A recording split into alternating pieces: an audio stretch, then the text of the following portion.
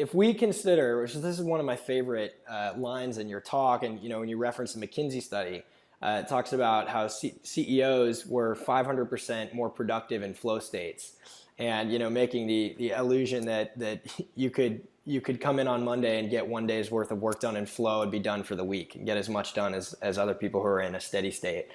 So if I'm a CEO and I've got $1 million and I want to maximize productivity through flow, and I'm specifically putting it towards that purpose in my organization, my startup, what do you think would be a good way to do that in order to put those resources to work, or to maximize flow? One of the things you get from flow, if you want to like ultimate human performance, all the fancy language, but flow massively amplifies decision making, especially high speed, hot decision making, where there's a lot of emotions involved and things like that. We do tremendous amounts of work in finance, in people who are working around the stock market.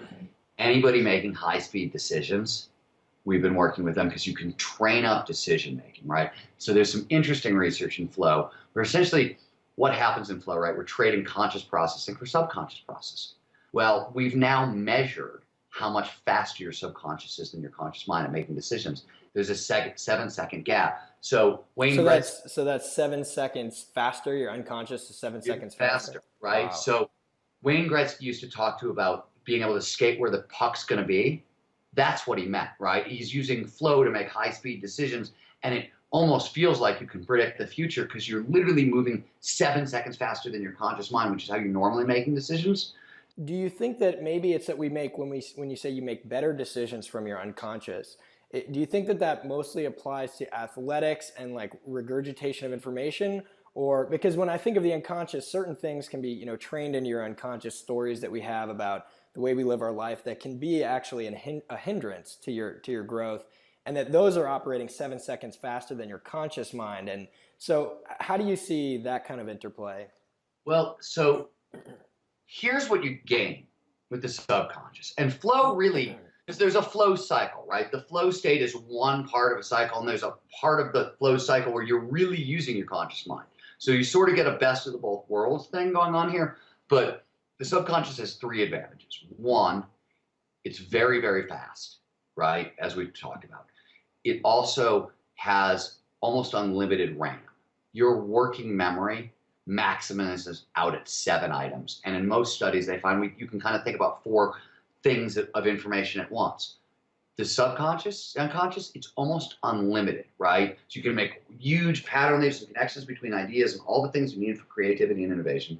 Lastly, your conscious mind is very, very, very, very, very energy expensive, right? Conscious thought the brain at rest, right? Uses 25% of your energy, just doing nothing, just resting.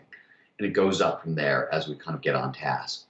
Flow is extremely energy efficient. So we can think longer, harder, et cetera, et cetera. So it speeds up all those things. There are certainly things you want the conscious mind for. And one of the things that happens in flow is because of dopamine, pattern recognition, whatever, you get a lot of ideas. Not all of them are going to be good ones. You know what I mean? I want to write in flow. I want to edit when I'm out of flow, right? I think that's a really good balance. It's as close to perfect decision-making as you're going to get, and it's the best you're going to do in a high-speed decision-making situation.